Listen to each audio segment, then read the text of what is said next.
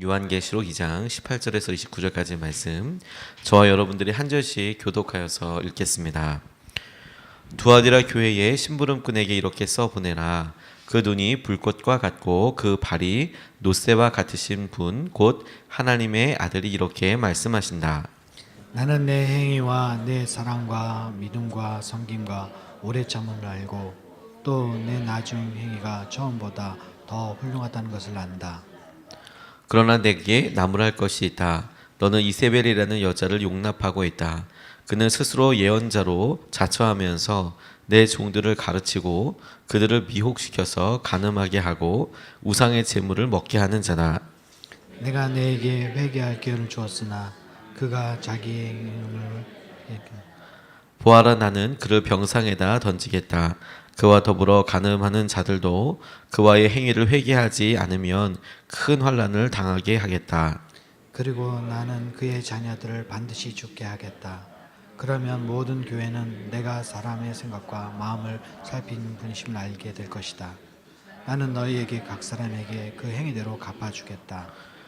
그러나 두아디라에 있는 사람들 가운데서 그의 가르침을 받아들이지 않은 사람들, 곧 사탄의 깊은 흉계에 물들지 않은 사람들인 너희 남은 사람들에게 내가 말한다. 나는 너희에게 다른 짐을 지우지 않겠다. 다만 내가 올 때까지 너희가 가지고 있는 그것을 굳게 잡고 있어라. 이기는 사람, 곧 내 일을 끝까지 지키는 사람에게는 민족들을 다스리는 권세를 주겠다. 그의 지파로 그들을 다스리겠고 민족들을 마치 질그릇같이 부셔지듯 할 것이다.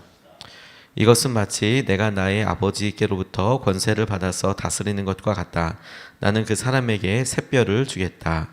귀가 있는 사람은 성령이 교회들에 하시는 말씀을 들어라. 아멘. 하나님 말씀입니다. 두아디라 교회로 보내는 요한계시록에 나오는 짧은 서신들 7편 중에서 두아디라 교회로 보내는 이 편지는 네 번째 편지입니다. 요한계시록을 계속 묵상하면서 누누이 계속 강조하고 반복해서 이야기하고 있는 것이, 이것이 시각적인 언어로 쓰여져 있고 또 이것이 여러 묘사들이 쓰여져 있으며 또 상징적인 언어들이 쓰여져 있어서 이것의 기본적인 흐름을, 이 마음을 잘 이해하면서 읽는 것이, 말씀을 읽으면서 묵상할 때 그런 단어들이나 혹은 여기서 계속 어떤 심판과 어떤 재앙에 대해서 이야기할 때 이걸 어떤 식으로 어떻게 받아들여야 되는지를 잊어버리지 않는 중요한 방향 키가 됩니다. 고난받고 있는 교회들에게, 그 사람들에게 주님께서 다시 오신다라는 것이 결코 무섭고 두려운 얘기가 아니었을 것이다. 지금 이 상황과 이 억울함을 주님은 다 알고 계시고 그 주님께서 이것을 반드시 당신께서 말씀하신 대로 신원하여 주신다, 복수하여 주신다, 그렇게 회복하여 주신다. 이 말이 이 편지를 듣는 사람들에게는 놀라운 주의 은혜와 마음과 희망이 되는 것이죠. 오늘 말씀도 이렇게 보면 두 파트로 크게 나눠질 수 있겠는데, 하나는 그들이 한 행동들에 대해서 이 본문 말씀에 남은 자라고 나와 있는 그 이세벨에게 따르지 않았던 그런 부류들로 되어 있는 사람들이 아마도 지금 이 짧은 편지를 보게 되는 사람일 텐데, 그들에게 권면하고 칭찬하고 하는 말과 두 번째 파트인 이세벨을 따르는 사람, 이세벨이라는 선지자라고 이야기하는 사람, 그 사람에게 있을 일들에 대해서 쭉 나열할 때에는 이 글을 읽는 사람은 그 사람들과 그 무리들로 인하여서 마음 아파하고 그리고 힘들고 좌절하고, 왜 저 사람은 변하지 않아?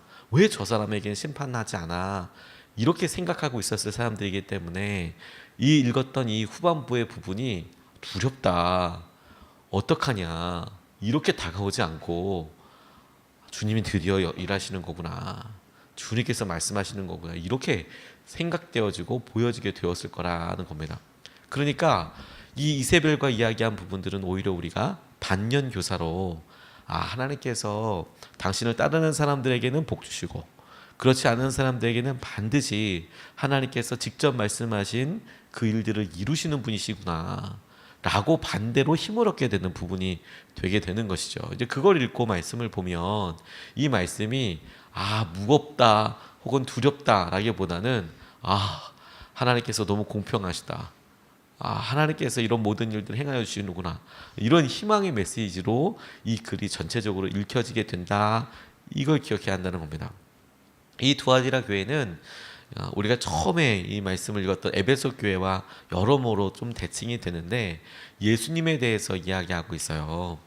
그가 뭐든지 볼 수 있는 불꽃 같은 눈, 이것은 전지하신 그 상황을 묘사하는 말이고, 그의 발에 대해서 이야기할 때에도 예수 그리스도의 전능하심에 대해서 이야기하고 있고, 그리고 이 두아디라 교회 이야기하시는 것에서 특별한 것은 무엇이냐면 그렇게 말씀하시는 분이 주님이 곧 하나님의 아들이라고 직접 딱 묘사를 해놓은 말씀이 굉장히 독특합니다. 여러모로 에베소 교회와 비슷한 부분이 있는데 주님께서 그 차이와 똑같은 점을 통해서 오늘 우리에게 도전하시는 것을 좀 같이 붙잡고 싶습니다. 첫 번째로 우리가 완전한 삶, 온전한 삶에 대해서 우리가 오늘도 바라보고 살아야겠다. 온전한 삶을 이루도록 오늘도 깨어 있어야겠다. 주님께서 이렇게 도전하신다고 생각하게 되었습니다.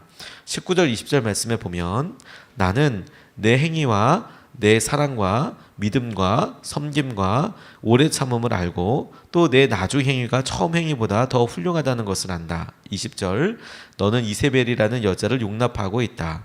그는 스스로 예언자로 자처하면서 내 종들을 가르치고 그들을 미혹시켜서 간음하게 하고 우상의 제물을 먹게 하는 자다.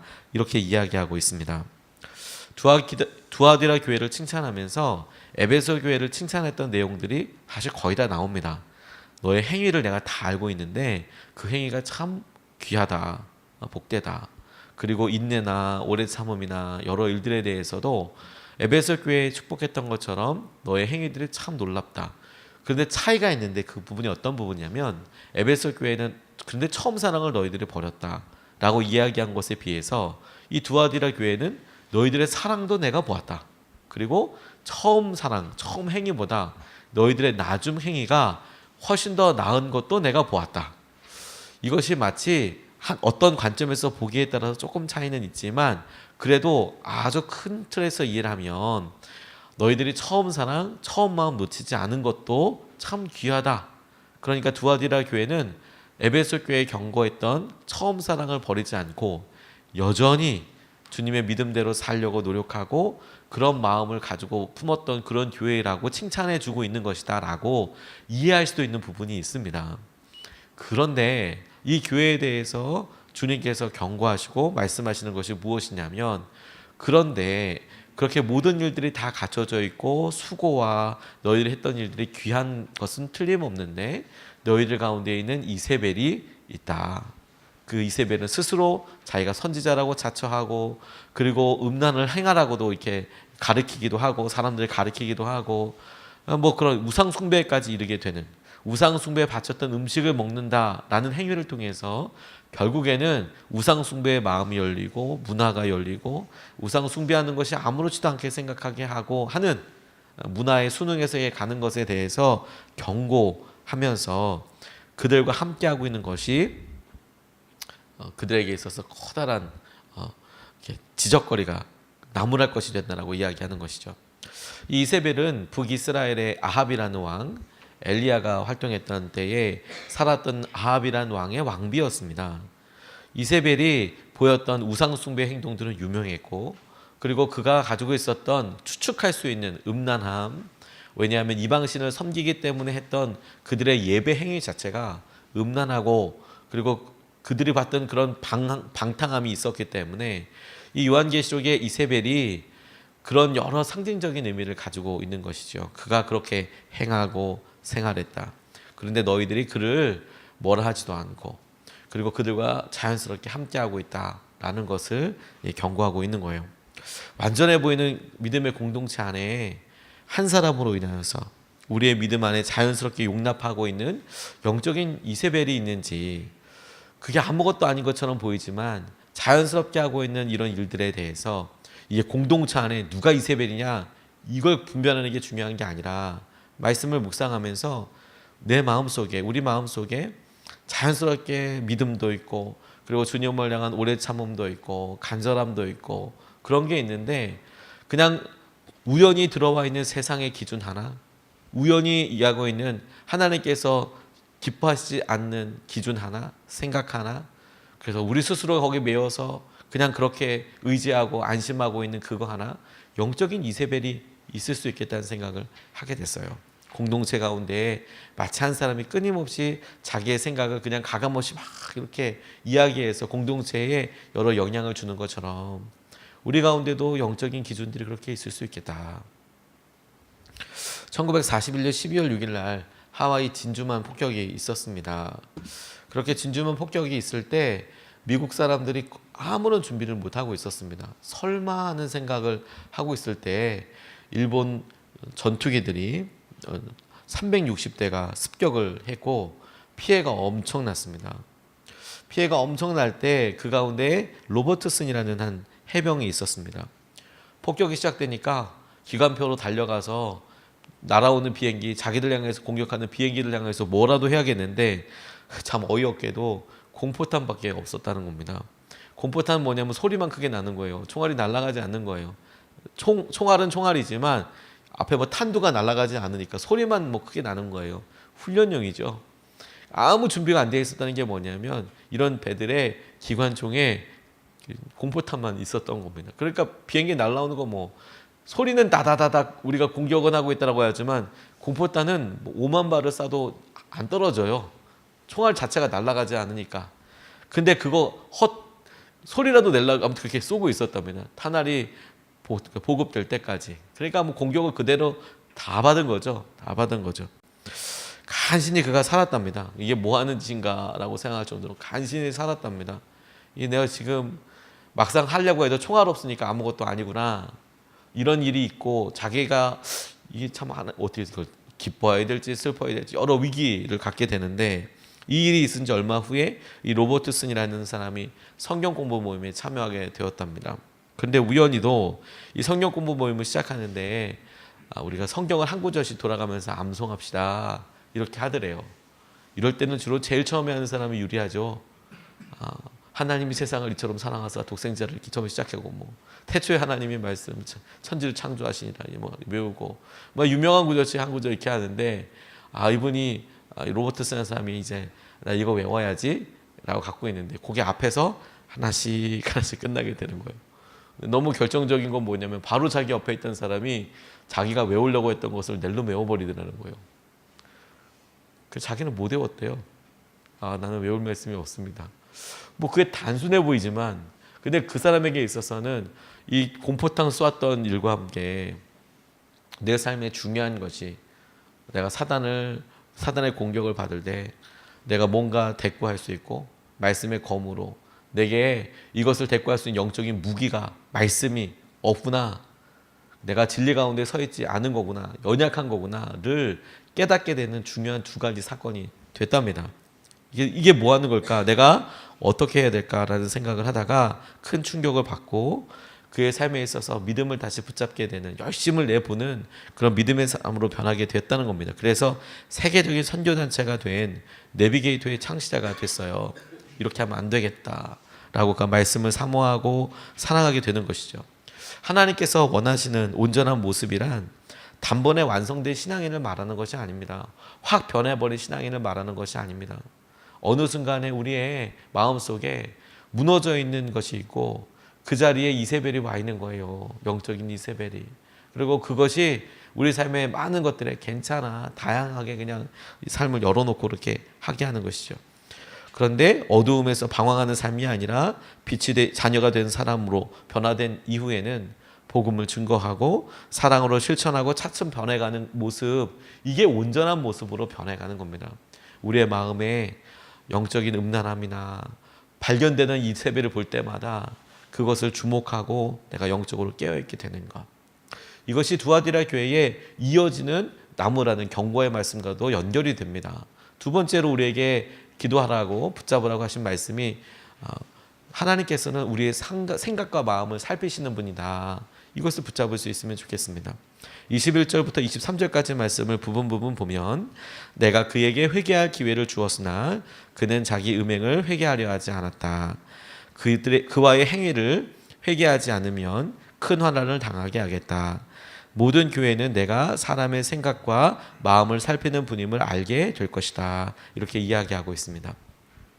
우리나라 성경에는 그라고 설명되어 있어서 이 그가 누구인지 명확하지 않지만 영어 성경이나 이 글이 쓰여져 있는 헬라어로 성경을 보면 이 그가 이세벨을 말하고 있는 것을 아주 쉽게 알 수 있습니다. 영어 성경만 해도 그냥 she, her, 그녀구나. 이세벨에게 회개의 기회를 주었던 것이고, 그리고 그 이세벨을 따르던 사람들에게 돌아오라고 이야기하고 있는 것이고, 그 이세벨을 돌아오기 위해서 경고하셨지만 돌아오지 않으니까 그에게 환난과 어려움을 주시고, 환난과 어려움 가운데 있는 것 중에서 질병도 주시고, 그의 자녀들이 어려움을 겪게 하고, 그런 일들 통하여서 주위에 있는 사람들을 깨어있게 하는 것이죠. 살아있어야 된다. 영적으로 깨어있어야 한다. 이 모든 것들을 통해서 사람들에게 드러내게 하시는 하나님의 모습이 있는데, 그게 뭐냐면 하나님께서는 마음을 생각하시고 보시고 그리고 생각을 감찰하시는 분이시다. 살피시는 분이시다. 이 말은 거꾸로 이세벨의 행동이, 이세벨의 음란함이 그의 마음속에 하나님을 온전히 따르지 않고 세상의 우상 숭배를 하던 그런 모습들이 생각과 마음의 영역에서만 남아 있어서 사람들에게 다 보이지 않는 영역들도 있을 것이다. 있었다. 그런데 하나님께서는 그 마음과 의도와 생각을 다 아셔서 이런 고난과 어려움을 통하여서 드러내시며, 하나님께서는 이것을 통하여 주위에 있는 사람들에게 생각을 읽으시는 분이다. 마음을 읽으시는 분이시다. 그러니까 우리가 온전함을 향하여 나아갈 때 첫 번째 단도리하고 붙잡아야 될 것이, 우리가 무슨 생각하고 지내나? 우리가 무슨 마음으로 지내나?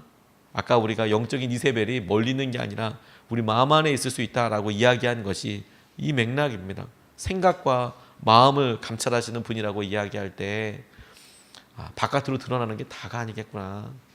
그리고 우리가 오늘 하루를 살 때도 이게 중요한 기준이 되겠다는 생각을 하게 하셨습니다.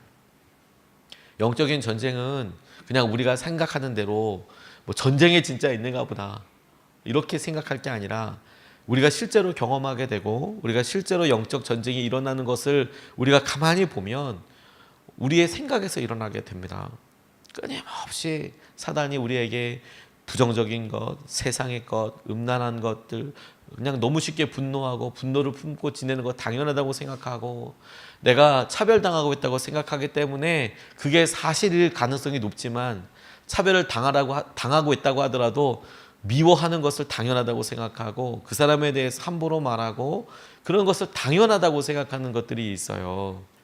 그러니까 내가 잘못된 처우를 받고 있는 것과 그럼에도 불구하고 내가 내 마음속에서 어떤 생각을 가지고 있는지는 별개의 문제일 수 있거든요. 내가 당연히 이런 어려움에 대해서 불편할 수 있고 순간적인 분노가 있다고 할 수 있겠지만, 그 분노를 오히려 주님을 사랑하고 내 일에 더 열심을 구하고 내가 어떤 전문성을 살려서 할 수 있는 에너지로 삼을 수 있고, 그렇게 할 수도 있지만 거꾸로 그냥 이 분노를 내 마음 안으로 훅 사겨서 그에 대한 미움으로 붙잡고 내가 말을 함부로 하는 것이나 내가 사람들에게 그에 대해서 비방하고 비난하는 것도 괜찮아지는 것은 아니거든요. 분노의 이유가 합당하다고 하더라도 그 분노에 대한 행동이 다 괜찮은 것은, 모든 일이 다 그렇기 때문에 합당하다고 이야기할 수 있는 것은 아니거든요. 생각 가운데 그런데 사단이 너무도 쉽게 훅 들어와서 자기의 생각과 표현을 당연하다고 이야기합니다. 저 사람은 그래도 돼. 마음은 이런 생각들이 계속 반복되다 보면 우리 안에 생기는 일종의 생각의 길이에요. 길. 저 사람은 말 저렇게 하네. 아프다.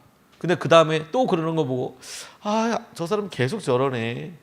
그리고 세 번, 네 번째에는 보기만 해도 아무 말 안 해도 저 사람 또 이러겠지. 그 사람에 대해서 아예 마음이 부정적이고, 그리고 어떤 안경을 쓴 것처럼 여러 번 경험을 통해서 그렇게 하지만 아예 그런 부정적인 마음이 있어서 일을 같이 못하겠다. 같이 이렇게 하는 건 아니야. 이런 생각을 하게 해요. 그런데 이런 생각과 마음과 또 하나 입술에서 그게 또 툭툭 튀어나가는 거예요. 저 사람 교회는, 내 믿음은, 우리 회사는, 우리 딸은, 우리 아들은, 우리 부모님은, 우리 아내는, 남편은 이래라고 이렇게 툭툭 가는 거죠. 자기가 하는 것 같죠? 근데 그렇지 않습니다. 욥을 통해서 하나님께서 보여주시는 영적인 진리를 보면 하나님께서 욥 너무 자랑스러워하셨나 봐요. 사단이 세상을 두루 돌았다는 거 하니까 하나님께서 먼저 너 욥 봤냐? 그와 같이 온전한 사람이 없다. 이렇게 하나님이 먼저 사단에게 자랑할 정도의 사람이었습니다. 사단이 그거 가지고 사단이 여러 어려움을 욥에게 한번 줘보자고. 그런데 그렇게 주어봐서 어떻게 하나를 보고 있냐면 말씀에 나와 있는 바에 의하면 그가 말로써 불평하는 것, 그가 말로써 하나님에 대해서 비난하고 불평하는 것, 그렇게 하나하나를 보자였다는 거예요. 첫 번째는 무사히 넘어갔습니다. 두 번째, 그의 건강을 꺾으셨을 때 그가 여전히 입으로 말로써 불평하지 않았다고 나와 있어요. 놀랍죠? 그런데 불행히도 3장을 넘어가면서 그가 친구들이 오고 친구들의 위로 아닌 위로한다고 왔던 친구들이 뭐 와가지고 같이 있고 그에 대해서 그 분위기를 상상할 수 있을 것 같아요. 말도 안 하고 너 무슨 죄 있지 뭐 이런 눈으로 보고, 근데 어느 날 뚝 터지듯이 그냥 폭 터져가지고 자기의 생애를 저주하고 그렇게 이야기한 걸 통해서 욥기가 2장 3장에서 끝날 수 있었는데 42장까지 가버리는 이야기가 쫙 진행이 되죠. 핵심이 뭐냐, 말 어떻게 하네요. 사단이 우리가 어떤 생각 가지고 있는지, 어떤 마음 갖고 있는지, 어떤 말 하는지에 대해서 너무너무 관심이 많습니다. 그런데 여러분, 하나님도 거기에 관심이 많으세요. 하나님도. 그리고 그것이 우리의 완전함이 이루어지는 굉장히 중요한 싸움터예요. 내 생각이 어떤지, 내 마음이 어떤지, 내가 어떻게 말하는지. 이게 두아디라 교회에 하나님께서 사람의 생각과 마음을 살피시는 분 이세벨을 벌하셔서 하나님께서는 그 마음의 숨은 의도와 생각과 마음을 살피시는 분이라는 것을 이세벨과 그를 따르는 무리들과 그를 보고 저 사람이 우리랑 같이 있네라고 남아있는 영향을 받지 않는 사람들에게까지 드러나게 하실 하나님의 진리라는 거예요. 영화 쇼생크 탈출이라는 곳에 보면 주인공이 듀프레인이라는 사람이 독방에 수감되는 일이 있었습니다. 잘못을 하고 그렇게 하면 또 독방에 수감되는데, 이 독방에 수감되었던 이유가 뭐였냐면 음악을 틀었어요. 지금이야 우리 교도소에 여러 이제 어떤 그가 잘못해서 벌을 받는 것과 그에게 인권이 있다는 것은 또 별개의 문제로 이야기하죠. 그가 잘못은 지켜야 당연히 벌은 받아야 되지만 기본적인 인권에 대해서는 이제 어느 정도 확보해 주려고 이야기하지만 당시만 해도 그런 거 없었거든요. 이 사람이 뭘 했냐면 음악을 틀어줬어요. 모차르트의 음악을 틀어줬어요. 그것 때문에 독방에 갇히게 됐어요. 음악을 한번 틀어줬다고 점심시간에. 뭐 그 무료한 생활에 이 음악이 들리니까 별세계, 별천지를 경험한 거죠. 이 죄수들이 음악 틀어주는 것 때문에 몇십 년 만에 그런 음악을, 외부의 음악을 들었으니까 그것 때문에 독방 갇혔습니다. 나왔을 때 동료 죄수들이 끔찍하지 않았냐 이렇게 이야기하더래요. 해왔는데 이 사람이 이렇게 대답했습니다. 계속 모차르트를 듣고 있었어. 자기가 틀었지 않습니까? 혼자 독방에 갔는데 그 소리가 계속 마음속에서 이렇게 울려 퍼지는 거예요. 그러면서 뭐라고 얘기하냐면 주위에 있는 괴수들이 어떻게 녹음기를 가지고 들어갔냐 독방에, 모차르트를 계속 듣고 있었다니까. 근데 듀프렌이 뭐라고 이야기하냐면 마음과 머리를, 가슴과 머리를 가리키면서 여기에 들어있는 것은 누구도 빼앗을 수 없다. 여기에 있는 것은 누구도 빼앗을 수 없다. 하나님께서 우리에게 주신 말씀과 약속이 여기에 있는 것은 누구도 빼앗을 수 없습니다. 사단이 뺏어갈 수 없습니다. 우리가 무엇을 의지하느냐, 무엇을 우리의 삶의 기준으로 삼느냐가 유일한, 우리가 할 수 있는 유일한 거예요. 우리가 붙잡는 것, 하나님의 뜻대로 나아가는 것. 오늘 하루 주님이 우리 마음과 생각을 살피신다면 주님께서 보시기에 정결하고 주님께서 보시기에 흠없는 하루로 우리가 사랑과 한결같은 마음과 사소한 것에도 주님이 말씀하신 것 때문에 순종하는 하루가 되어서 주님을 기쁘게 하는 하루가 되기를 주님의 이름으로 도전합니다. 두 가지 말씀을 같이 나눴습니다. 첫 번째는 온전한 삶에 대해서, 온전함을 추구하는 삶에 대해서, 두 번째는 주님께서 사람의 생각과 마음을 살피시는 분이시다라는 것에 대해서 우리가 같이 붙잡았습니다.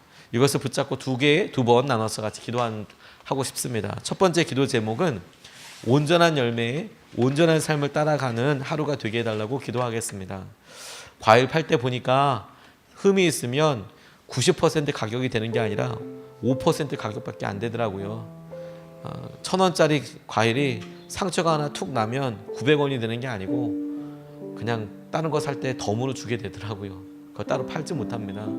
우리 삶이 엄청 수고하고 엄청 하나님께 아름다운 열매를 가고 있지 않습니까? 근데 그게 우리의 말과 행동으로 온전함이 깨어지게 되면 그렇게 했던 수고와 이런 것들이 너무 허무하게 아무것도 아닌 삶이 되면 너무 아깝지 않겠습니까? 주님, 우리의 삶이 처음 시작한 이것이 온전한 열매가 되게 해주시고 온전한 삶이 되게 하여 주셔서 오늘 그 온전한 삶을 따라서 우리가 나아가게 하여 주시옵소서. 첫 번째로 우리 같이 기도하시겠습니다.